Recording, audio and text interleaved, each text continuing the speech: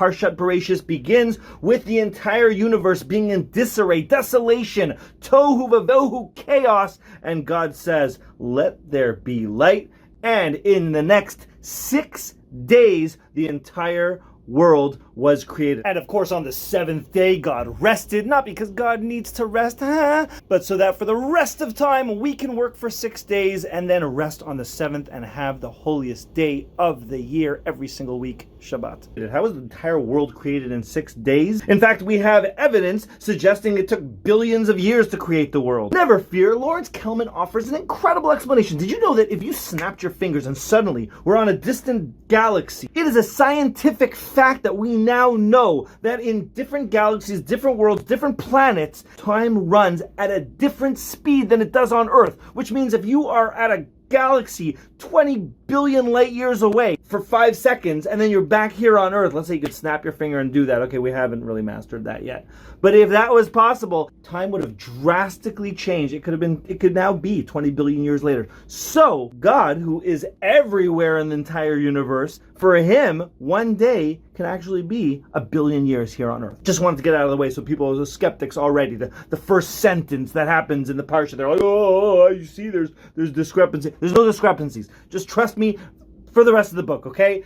God creates the world in 6 days. On the 6th day, that's the day that we celebrate as Rosh Hashanah. Hashem, God creates man. He takes earth from everywhere in the entire world, some from Nova Scotia, some from Alaska, some from Zambia, and he forms the very first man, the quintessential man. He had the body, the form, the health of a 20-year-old male, and he was as perfect human as it can be because it was created by the hand of God. But not just the hand of God, but the breath of God too. God went from his moach, which is like his brain, out his mouth, and the breath went up the man's nose, and he is, voila, created. He names himself Adam, which means the ground, because that's where he was created. He wanted to bring himself a little low. He looked around. God says, I got a better place for you. He brought him into the Garden of Eden, which had fruit trees that bore every single fruit in the world, had every type of vegetable in the world. Anything that he wanted to eat, God said, you can eat whatever you want as far as fruits and vegetables go. Not animals yet.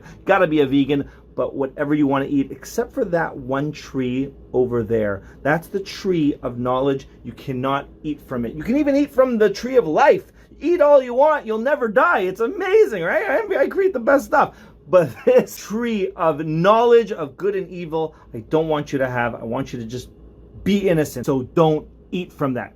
Man's like, got it. He looked around and he saw all the animals of the world. So he named them all and he realized everybody has their own mate. Everyone's like together, so happy together. But not him. He was all by himself. I don't have a partner. God says, all right, you asked. Put him in a deep sleep, took out his rib, and formed a woman. Man woke up and said, this is bone of my bone, flesh of my flesh. They got married. But as we know, at the time, the man and the woman did not realize that clothes was a thing. It wasn't a thing yet. And by the way, Eve, nice to meet you. Don't even touch that tree over there. Everything else you can eat, all right? Some say that is exactly when they consummated the marriage. The snake, who was one of the animals, who was actually serving man and woman at the time, had arms and legs, walking around, being a good servant, looked at them, and suddenly the desire filled me. Eve was the most beautiful woman who has ever lived, whatever that means, okay? I'm not a judge of a beauty contest, okay? Stop giving me a hard time. But the snake thought she was absolutely gorgeous, coveted her, desired her, came up with a plan to kill the man, and so that he could marry her. The man was asleep, the woman was walking around, and the snake said, I'm just having a conversation. I'm just having a conversation. Hey, how you doing? The women didn't know at the time. Don't talk to people that are not your husband. He went over to her, he said, I just want to clarify, am I allowed to eat from every single tree in this entire garden? She goes, yeah, except for that one over there. He goes, no, you got it wrong. That one you're totally allowed to, because God is just afraid that if you eat from it, you're going to be smarter than him. She's like, really? He's like, yeah, well, I heard that I'm not allowed to touch it. And he pushed her right into it, and she touched it. And she didn't die. And he said, see, you didn't die because man lied to her and said, don't touch it. He should have said, don't eat it, because she touched it. Nothing happened to her. Snake said, see, didn't that feel good? Isn't it nice? Isn't it desirable? And he seduced her to eat the fruit. And some say seduced her for other things. It's a discussion among the rabbis. I'm not getting into it. Bottom line is, it opened up her eyes and she realized she was going to die now for her sin. So she said, I don't want to die and then my husband's going to marry somebody else. Come on, that's not cool. We should die together, right? So she went over to her husband. He woke up. He says, what did you do? She goes, I ate from it, but I want you to eat from it too. He refused at first, but some say she put it in a drink. Some say she tried different things. Some say she just... Don't blame me. This is what the rabbi said. She nagged him and nagged him. She said, what do you think? You're just going to marry somebody else? Is that what you want to do? And he's like, okay, I'll have the fruit. And he had the fruit. His eyes were open. They both realized they committed the one offense that they were given, the one thing they weren't supposed to do. They fed to all the animals in the entire garden, except some rabbis say the phoenix didn't touch it and it never dies. They covered themselves in leaves because now they realized lust was just brought into the world. They did sins. Suddenly they heard God walking around in the garden. Whatever that means. How does God walk around? They were hiding in the garden, hiding from God. You can't hide from God. God said, where are you? Ayaka, look how you've fallen. Man said, you gave me the wife. What do you want from me? I didn't want that.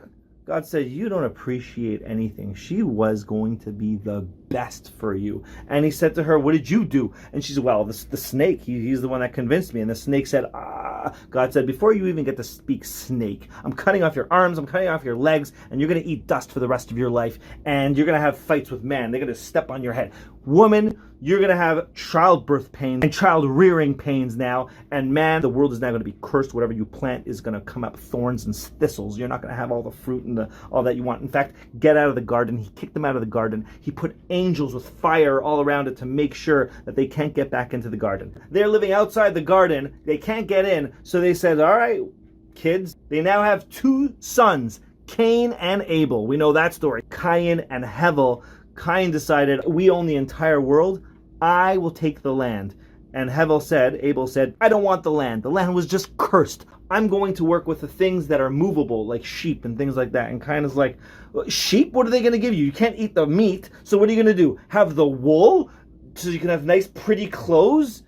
What wasteful stuff? What Havalim? Havel's like, yeah, but you're working something that's they're already off to a bad start, these brothers. One day, Cain said, you know what? This earth is cursed, but you know what? I'm going to offer God a gift. He's going to love it. It was a nice idea, but he took the worst possible thing. He took a few flax seeds and he put it on his altar and he said, go ahead, God, it's all yours.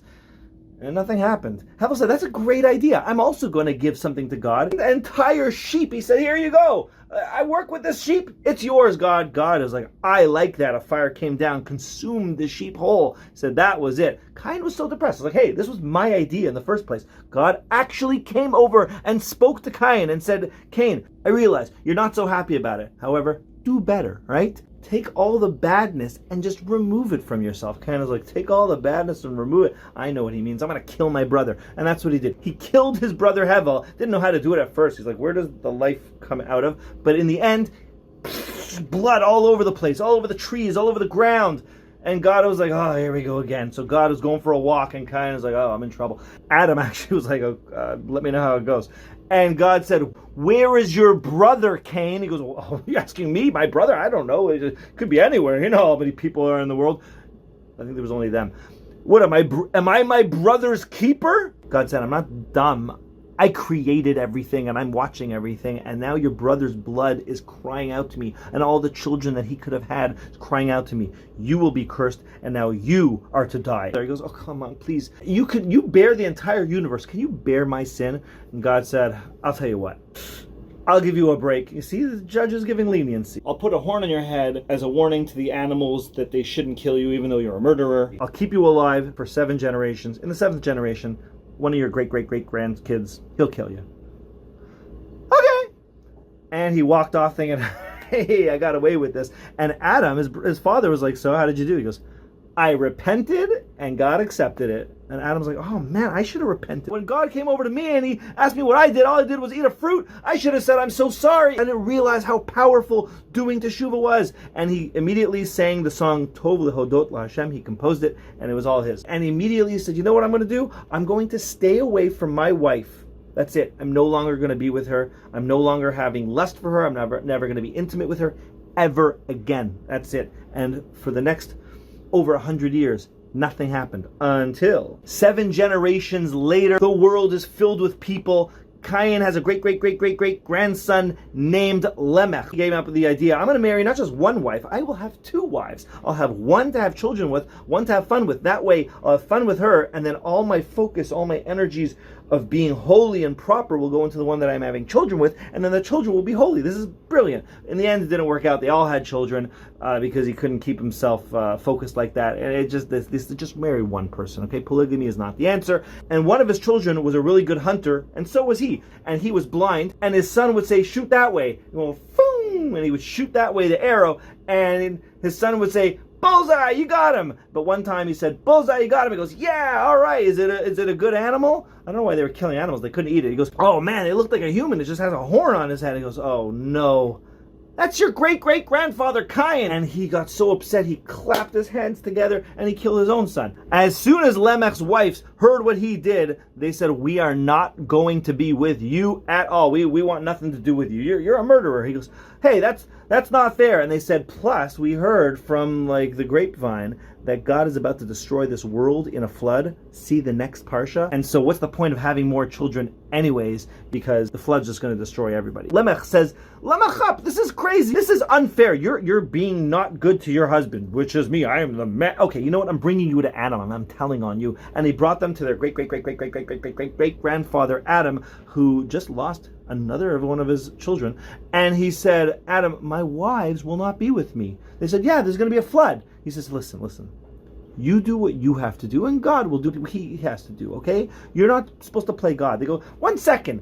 You aren't even with your wife, the women said to him. Hey, doctor, heal your own wound. And he goes, oh my God, you're so right. And 130 years since his original vow to stay away from his wife, he asked Eve, will you take me back? I'm so sorry. She said, yeah, why not? And they had a third son. A lot of people don't know this. They had a third son. His name was Seth, I guess, in English. The last two letters of the Aleph Bet, Shin and Taf, make Sheth, or Seth, or Shes, or how the Ashkenazim pronounce it, which I won't. Shes had lots and lots of children. Cain's descendants had lots and lots of children. All of these descendants lived 700, 800, 900 years. Methuselah lived 900 and that many years. I'm going to look it up later. But his father Hanoch only lived 365 years because God said, this guy's a really good guy. I'm going to kill him before he becomes a sinner. Methuselah had a son named Lamech, not the same Lamech I just spoke about. Lamech had a son named Noach. And Noach had Shem, Cham, and Japheth. And Noach was a humongous... Noach was a big tzaddik.